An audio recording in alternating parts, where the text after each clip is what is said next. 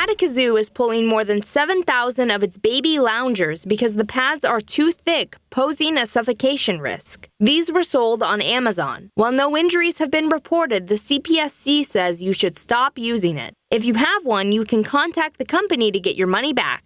More than 8,000 of Yumo's MaxCare electric blankets are being recalled because they can overheat and pose a burn risk. Yumo has gotten 34 reports of the product overheating, including 3 people saying they were burned and 2 reports of blankets catching fire. These were sold on Walmart's website. If you have one, stop using it and contact Yumo to get your money back. Nearly 250,000 mini fridges from Astro AI are being recalled because it can short-circuit and potentially ignite. The company has gotten 70 reports of the mini fridges smoking or catching fire. 2 of those fires caused more than $360,000 in property damage. These were sold on Amazon and Astro AI's website. If you have one, contact the company for a free replacement. You can learn more about these and other recalls on our website, KSAT.com. Avery Mira, KSAT 12 News. All right, now taking a look at weather, we have more rain chances on the horizon, but this year we've already seen an abundance, which feels like. We really have, and that's mainly because of the flooding event about a week and a half ago, John Paul. I want you to see on your screen here how much rain we've seen for this year so far. 19 inches of rain, which is about 4 inches above average for the year. In just the month of June alone, we've seen almost 7.5 inches of rain, which is 5 inches above what is average. But most of that 7.5 inches of rain, about 2/3 of it, fell in one single day, not last Thursday, but the Thursday before, when of course we had that devastating flood event.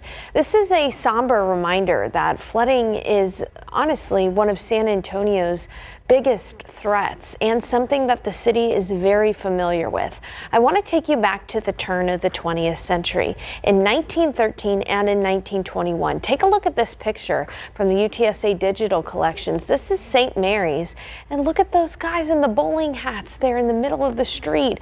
Back in 1913, that's when 180 people died. We had a huge flood in 1921, 215 people died, and it was that flood of 1921 that established Almost Dam, and the Riverwalk was actually established as a flood control method and is still used for flood control today. Flooding is something that is very common in this neck of the woods. In fact, we live in what is called Flash Flood Alley, where our droughts tend to end in floods. And looking ahead to the week, we do have daily chances for rain, but this is the kind of rain that is common with summer showers, about 20 to 30% chance every single day. We're not really looking at flooding risk this week. These are just your run-of-the-mill general thunderstorms. And as we take a look at clouds and radar across the nation, can you see how the clouds are kind of going up and over in a clockwise fashion? That's because that's where the high pressure system is, guiding our winds from the southeast. And this is what's going to allow for daily pop-up showers and storms because we're on the west side of that high. Now, with these high pressure systems, it's the daytime heating that allows showers and storms to develop. So when we are talking about rainfall coverage, 20 to 30% chance each day for a shower or storm. The timing of that would mainly be in the afternoon through sunset. Odds are you're not going to see a lot of rain, but if you do happen to get a shower or storm, about 1/4 of an inch to 1/2 an inch of rain is possible at most. The biggest impact would be outdoor activities would be briefly interrupted. Otherwise, that heat high is going to stay off to the east, and we're not going to see it directly over Texas. So that means tomorrow it's going to feel a lot hotter in places like Detroit, Chicago, St. Louis, Washington, D.C., feeling like 108, feeling 10 degrees hotter than San Antonio. And these are areas in the nation that don't have as widespread of air conditioning as we do here in San Antonio. So waking up tomorrow at 76 degrees for your Monday. It'll be mostly cloudy around noon, 87, and partly cloudy. A small 20% chance for a stray shower or storm tomorrow. High temperature of 94. Again, though, it can be a lot worse this time of year. We'll have the daily chance for a few showers and storms each day. The biggest thing I can communicate is that at least we're not in the triple digits, guys. Hey, also, we are still in drought in spite of the fact that we got all that rain. And I'm going to talk about how much rain it would take for us to see drought end in the summer. So stick around for that. Awesome stuff. Like the rain chances, as you said, we still need it. You should have seen Nick's face when you mentioned that Detroit is hotter than us right here. I was here yesterday. She told us about that. Yeah, pretty crazy stuff. Isn't that crazy. insane? Absolutely insane, especially for somebody like me who worked in Michigan before here. I mean, Detroit is wild in its own way. And so was tonight's drama-filled Game 7 of the NBA Finals, guys. Let's talk some sports. We're going to break down the highlights and how the Thunder got it done, plus the moment that Kevin Durant reportedly found out that he was going to become a Houston Rocket. We're going to have that and so much more when we come back.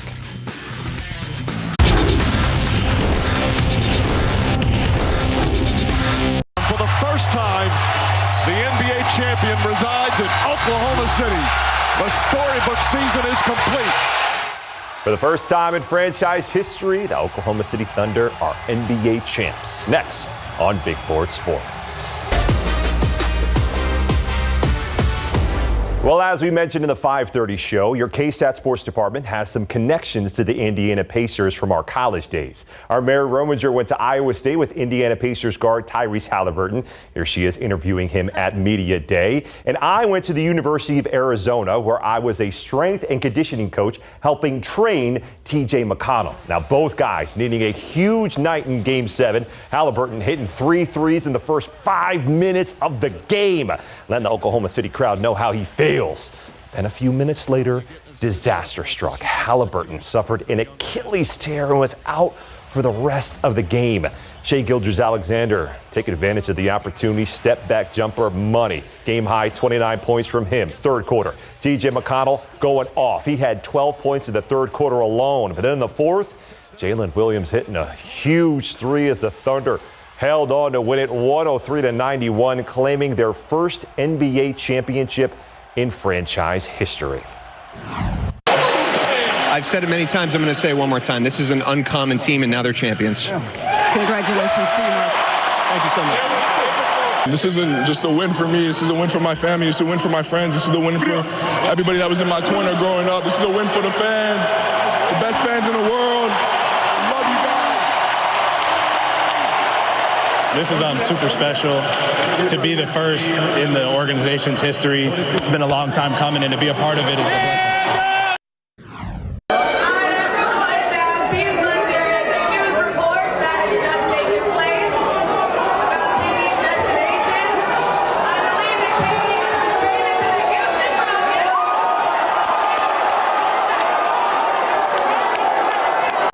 That was reportedly the moment when Kevin Durant found out he was going to become a Houston Rocket. KD was traded this afternoon, and the Phoenix Suns in return got Jalen Green, Dillon Brooks, and the number 10 pick in this week's upcoming NBA draft, plus 5 second-round picks. And speaking of the NBA draft, our Larry Ramirez will be there live on Wednesday night. First round starts at 7 p.m. at the Barclays Center of Brooklyn, New York, and you can watch it right here on KSAT. The second round, same place, same time, just going to be broadcast on ESPN. This could be 2 and the game. Dickinson, Milam, and that's it. For the 8th time in program history, the LSU Tigers won the College World Series this afternoon. The Tigers swept Coastal Carolina in the best-of-3 series, and their roster has 8 Texas players on it. Just saying. Well, it's time now for our Scholar Athlete of the Week, brought to you by Christus Children's. Hello, my name is Cameron Hughes, and I go to Brandeis High School. I'm this week's KSAT 12 Scholar Athlete of the Week. Cameron is a member of the varsity swim team and the varsity water polo team. She earned first-team academic all-district all 4 years of high school. She's the vice president of the National Honor Society, the Helping the Homeless Club, and Opt for Action. She's also a member of the Spanish National Honor Society, the National Art Honor Society, Mu Alpha Theta, and is an AP Scholar with Distinction. She earned a Valero Alma Bowl scholarship her senior year. Cameron maintains a 102.6 GPA and is ranked 16th in her class. Cameron will be attending the University of Texas in Austin, where she will major in business. Thanks, Cameron, for being KSAT 12 Scholar Athlete of the Week, presented by Christus Children's. And congratulations to Cameron and all of the Scholar athletes this I want year. to just go back quickly to your college picture. Yeah. Strength and conditioning coach. Still shows. A little bit of guns, no goatee. We're doing okay. Thanks for that, Nick. You're welcome.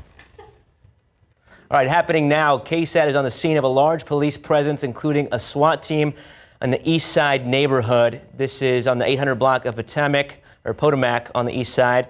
We're still trying to figure out what the cause of this police presence is. Again, it is a police standoff. We have a crew there right now trying to get more information. It's just something to be aware of. Still ahead, a group of military veterans and their families coming together to show their appreciation to those who made the ultimate sacrifice. We introduce you to the group and their message for the future next. And Delta Airlines being named one of the best airlines in the country. What earned them the top spot next.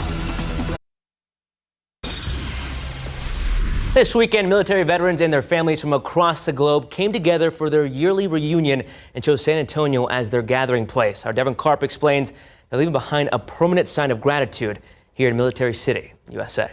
This is just our way just to honor you for the commitment that you had given to us. For this crowd, being a part of the military isn't just how they were raised, it's what they grew up in. The pretext and the premise of us being brass is because our parents were service members. And we basically went along where they went. And that shared experience is why the Brats All-Area Group was formed, using the internet and social media to bring together a crowd that has more in common than you'd think. The majority of the people were acquaintances the first time around. Some were old friends that we grew up with. Secondly, when we did it again, they became friends. And now that we're at 10, they're family. For President Corey Jenkins, this year's reunion is special, coming home to San Antonio, Military City, USA, and seeing Fort Sam Houston National Cemetery, where his father is buried at. Considering that San Antonio is a military city, we thought about doing something impactful for this community. That's why this year they fundraised thousands of dollars to plant a tree of life here at the cemetery, dedicating it to the service members who gave the ultimate sacrifice. So for me, it's a little emotional that as a group we were able to plant this tree here, because people will see this and may not ever meet us in person. However, they'll meet us in spirit when they pass by this tree. It's something they hope will have meaning for countless families far into the future. But for Jenkins, it will always hit close to home. It's right in line with where my dad is at right now, so I can always look over here and have two things to remember. Devin Karp, KSAT 12 News. Today, the Gents Place held a car show to raise money for the nonprofit Frontline Heroes Outdoors, which takes veterans on any outdoor excursion they like to go on. 72 cars showed up to show off, and around 500 people came out to look and give back to their community. Frontline Heroes Outdoors uses the funds raised to take veterans hunting, fishing, skydiving, and more, as well as provides them with mental health resources. The main goal of today's car show, to help spread awareness. Getting them onto the website will get them on these trips and help us with our mental health crisis that we have and those service members who have dedicated their lives to our nation. The show today consisted of 2 McLarens, 10 Lamborghinis, 15 Ferraris, and countless classic cars. And at the nation's capital, the Senate is expected to hold a test vote this week on President Donald Trump's domestic policy bill. It is unclear if the U.S. military attack on Iran will change those plans. It would extend Trump's tax cuts that he signed into law during his first term and provide more money for defense and border security. The spending plan would also make deep cuts in federal spending and changes to Medicaid. The Senate is expected to debate the bill once it comes to the floor, which is expected by midweek. Delta Airlines is the best airline for the 7th year in a row. That's according to a new report by travel expert The Points Guy. It ranks airlines based on their reliability, loyalty programs, cost and reach, and more. Delta scored high marks for consistently being on time and having good customer service. The top 3 airlines also included United Airlines and Southwest Airlines. John Paul, was that 15 Lamborghinis? I believe so. Oh, that's where my Lamborghinis went. One of my McLarens. Oh. There. Man, that's where they went. All right, let's go ahead and take a look outside of live cam. It's a quiet night. Here's a look, though, at the last several hours on the Authority radar. And you can see that we did have some passing downpours out there throughout the day today. Most of that was just to the west of San Antonio. We saw up to about half an inch of rainfall near Hondo, just a few tenths of an inch of rain near Castroville. This kind of spotty downpour activity is expected every single day of this upcoming week. We're going to have a 20 to 30% chance each day for a few passing downpours. We're going to talk about what that means for any kind of outdoor plans, and I've got to look at how much more rain we would need in order to see drought eliminated and a check of the tropics. Details soon. They say all dogs go to heaven, and now heaven might just be in Maine thanks to a new dogs-only library. More about the Bark Park in just a few minutes.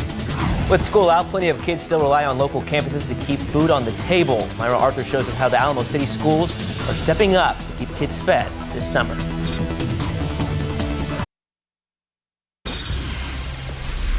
When school's out, food runs out for a lot of San Antonio families. They depend on schools to keep their kids fed, sometimes for breakfast and lunch, and schools step up to meet that need.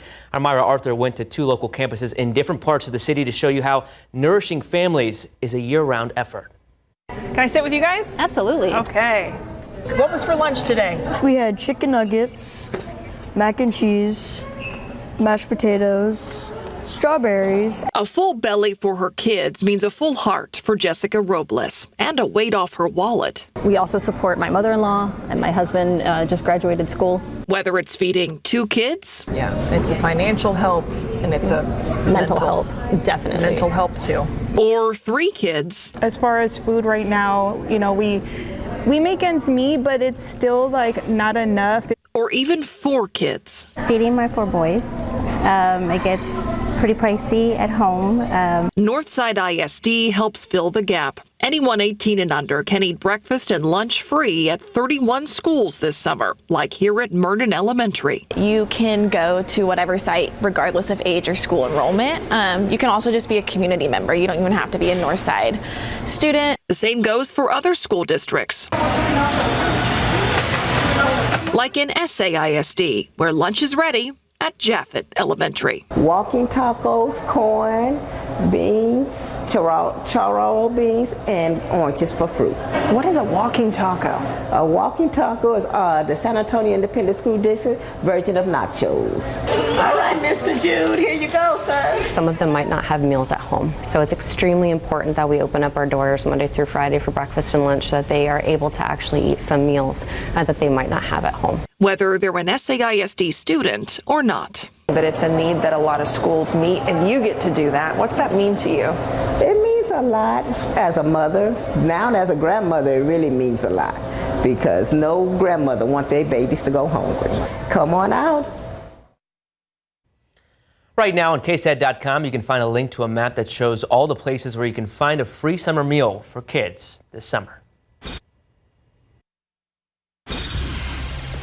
For more than a decade, a weathered building in Houston's East Downtown became a living canvas, bold, raw, and ever-changing. Lovingly called Graffiti Park, the space was co-created by 3 local artists who transformed the concrete walls into a collaborative installation that drew visitors from all over the world. Now that space is gone after crews began demolishing the structure this week as part of the I-45 expansion project by TxDOT, leaving behind memories, controversy, and a call for preservation from the artists who built it. I'm hopeful that the story of the space is going to get documented. I'm hopeful that I'm going to be able to tell my story. Now I have a different view and understanding of art from what I did 12 years ago. The artist also said he believes people continue to show up and visit the space because there was always something new to look at. A beach in Maine has debuted a new feature for 4-legged visitors that is really gaining popularity. Sarah got it. Good job, John Paul. It's a little dog library at Sandy Point Beach stocked with sticks and balls, and it's all thanks to Stockton Springs Public Works, who had an abundance of used tennis balls that they were trying to figure out what to do with. The great idea has been getting a lot of love from pet owners on social media. The town hopes dog owners and their furry companions leave happy after a visit to the library at the beach. Oh my goodness. My family dog, Maverick, he was a collie. He would have loved that. He loved going to the beach. That was like his favorite thing. When we saw that it was a dog library, at first I was like, is this going to be reading? It might be a rough read, but I think they can handle this. John Paul, that's 2 for 2. Very, very punny this evening. Trying. Way to go. We This got late to. evening. Especially after we were delayed 45 minutes. So thank you if you're still staying with us. We've got an interesting look at the weather for you. In the next couple of days, we're going to be seeing daily chances for rainfall. For alliteration purposes, I'm saying we're dodging daily downpours this entire week, 20 to 30% chance each day. Now, I mentioned we still are in drought. That rain that we got about a week and a half ago was devastating, created floods in San Antonio, but the groundwater, the springs, the lakes, the aquifer is still very low. And so because of that, we're still in drought. If we were to see drought eliminated in the next 3 months, so throughout the rest of summer, here's how much rain would be needed to end drought. 20 inches of rain would be needed for the San Antonio area in 3 months. 16 inches in the hill country, 14 inches of rain, a little bit more than a foot southwest of San Antonio. Needless to say, this is very, very unlikely. I'm pretty sure probability of this happening stands at less than 1%. That 1%, though, if we were to get rain over the summer months, that would come from tropical development, tropical storms, a tropical depression. Usually in the summer months, if we're going to get good soaking rains, it's going to come from a tropical system. The Atlantic has been quiet so far. We have not had any development yet, but out in the mid-Atlantic, just to the east of Bermuda, there is an area that has a 40% chance of developing into the first tropical storm in the Atlantic of the season so far. So we'll keep you posted. Needless to say, though, this is definitely not going to be coming to Texas. As we take a look at clouds and radar, though, across the nation, you can see that we've got this high pressure system, this heat high east of San Antonio and east of Texas. We've been talking about how this heat high, it's not directly overhead, so we're not going to be dealing with the triple digits like what we were about 2 years ago this time of year. Instead, air is going to move around this high pressure system in a clockwise fashion, and that's going to allow for daily pop-up downpours every single day. These downpours are going to be fueled by the sun, so really the afternoon up until sunset is when we have a chance for a few showers and storms. Again, 20 to 30% chance, but that heat high is going to stay off to the east. It's not going to go directly overhead. So what do you need to know this week? Coverage from the rain will be 20 to 30% each day. And so again, you're likely not going to see rain every single day. Timing, though, if you do get a shower or storm, would be mainly in the afternoon through sunset. And if you get a storm, at most, you would see about 1/4 inch to 1/2 inch of rain. Most of us will not see that much rain if you don't get a storm. So keep that in mind. This is not going to be a drought buster by any means, but it could have an impact to outdoor activities being interrupted. Summer camps going on, any kind of summer sports leagues or practices, those could be impacted. Now tomorrow morning, waking up at 78 degrees, it'll be mostly cloudy. As we head into the lunch hour, upper 80s, 94 for the high, that's it. We'll be looking at a small 20% chance for a pop-up storm from about 2 p.m. to about sunset, 8 p.m. And looking ahead to the week, no major issues. You just might have to dodge a few downpours every now and then, perhaps if... A little behind the scenes. Okay, we're going to talk about it. Okay, because I couldn't help but laugh. I said dodging downpours, and as I said dodging downpours, one of the cameras swerved in front of me and almost hit me. So I was dodging a camera. A lot of dodging going on. Spivey went backwards. A lot of dodging. Missed her. Yeah. By a whisker. Yeah. You did. Again, with the puns, JP. You're killing it. Well, you had the warning that we've been talking about. When it's thundering, when you hear thunder roaring, go indoors. When thunder roars, go indoors. And if you were in Oklahoma City for the NBA Finals Game 7 tonight, yes, you might have wanted to listen to that advice. Yeah, absolutely. The Thunder were roaring indoors tonight, guys, with the NBA Finals Game 7. We're going to get into all of that and show you how they got it done. As our first NBA championship in franchise history. Plus, the San Antonio Spurs fans are already getting prepped for Wednesday night's NBA draft. We're going to explain how when we come back.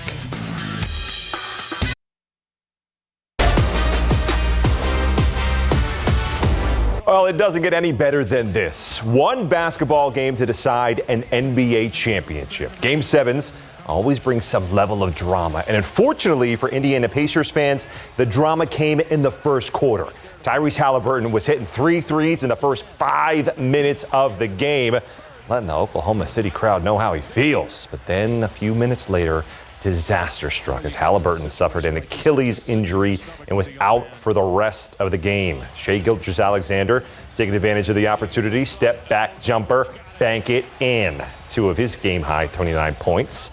Third quarter, T.J. McConnell driving the lane and scoring 12 points in the third quarter alone, but Jalen Williams in the fourth knocking down a huge 3 as the Thunder would go on to win it 103-91, claiming their first title in franchise history. And your finals MVP, Shai Gilgeous-Alexander. Yeah, it means everything. It's why you play the sport. You play the sport to win. You play every sport to win. We have a team full of competitors.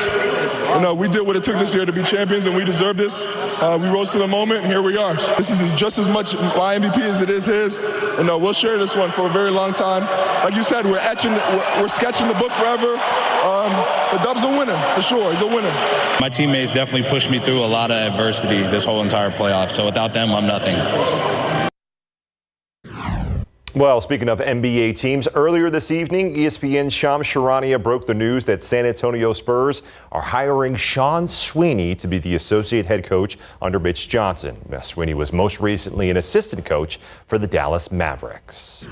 And speaking of those Spurs, one of the, you know how murals around town are just what we like to do around here? Well, Rudy's Seafood looks like it has its first renderings of what could be a Dylan Harper mural. The Spurs have the second pick in the draft and could be selecting Harper with that pick. And looks like that Rudy's is already ready to see the Spurs pick him in the NBA draft. And don't miss any of our NBA draft coverage, as Larry Ramirez will be live from New York this week ahead of the first round right here on KSAT on Wednesday night. And the second round will be on Thursday on ESPN. It's time now to hit our road for our Ancira Chrysler Jeep Dodge Ram Play of the Week.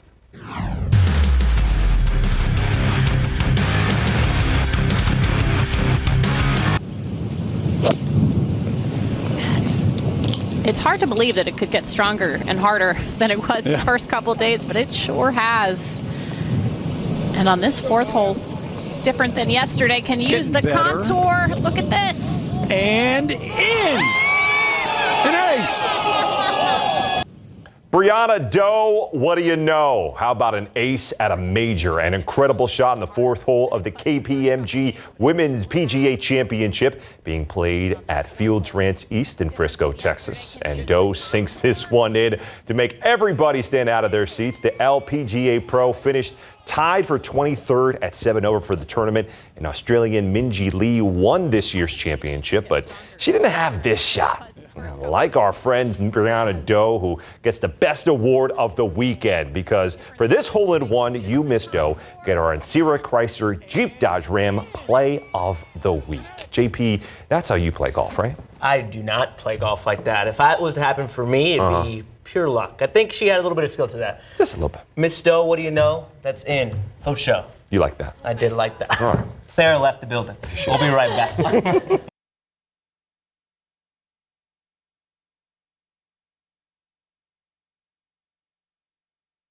To several families out there, a mattress is something sacred. We're in the shelter of Family Promise, a nonprofit that desperately needs your help in continuing their mission of getting homeless families and children off the street. You'll hear firsthand from a client who says that mission changed her life. And we just got some late breaking news here 30 minutes before the deadline. SB 3 was vetoed by Governor Greg Abbott. That is the THC bill, or that would abandon THC statewide. So again, late breaking news. We just got this information. SB 3 vetoed by the governor 30 minutes before that deadline. That is huge news, John Paul, because there's a lot of smoke shops and things like that who have gotten around, the cannabis rule and Delta 8, Delta 9. So those businesses are essentially going to still be allowed to continue. So Big breaking news there. Again, 2/3 majority has to be vetoed, so that's impressive there. As we take a look at the timing of a few storms in the afternoon through sunset over the next several days, the impact would be perhaps some outdoor activities briefly interrupted. Otherwise, we're not going to be sweating too bad because temperatures are not going to be in the triple digits. So we'll have more on that breaking news, I'm sure, for GMSA tomorrow. Absolutely. Thanks for that. You're very welcome. Thunder won in Game 7. We'll see you tomorrow.